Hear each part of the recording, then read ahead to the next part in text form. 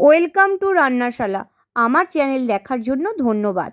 কচু বাটা আজকের রেসিপি। প্রথমে কচুগুলোকে ছোট ছোট করে পিস করে কেটে নিয়েছি। কিছুটা কালো সর্ষে আর দুটো কাঁচা লঙ্কা আর 4-5 কোয়া রসুন দিয়ে ভালো করে পেস্ট করে নিয়েছি। কড়াইতে সর্ষের তেল ভালো করে গরম করতে দিয়েছি। তার মধ্যে ফোড়ন দিয়েছি কালো জিরে আর দুটো শুকনো লঙ্কা। সর্ষের তেল দিয়ে করলে রেসিপিটা খুব সুন্দর খেতে হবে। আর তারপরে আমি এগুলো একটু ভেজে নিয়েছি 2-3 সেকেন্ড।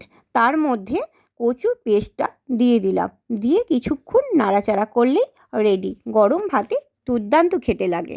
নাবানোর সময় একটু কাঁচা তেল ছড়িয়ে দিয়ে নাবাতে হবে, তাহলে টেস্ট আরও বেড়ে যাবে। তো আমি এরমভাবে ভালো করে 4-5 মিনিট নাড়িয়ে নিলাম। তার মধ্যে কিছুটা মশলা দিয়েছিলাম, যেমন নুন, হলুদ আর অল্প চিনি। চিনি দিলে টেস্টটা আরও বেড়ে যাবে।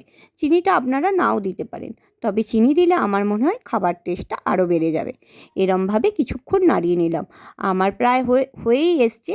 যখন তেল ছেড়ে দেবে তখন দেখতে হবে যে জিনিসটা হয়ে এসছে এবং কড়াই থেকে লেগে লেগে যাচ্ছে, তার মানে আমার হয়ে গেছে। এবার একটি বাটিতে তুলে নিলাম।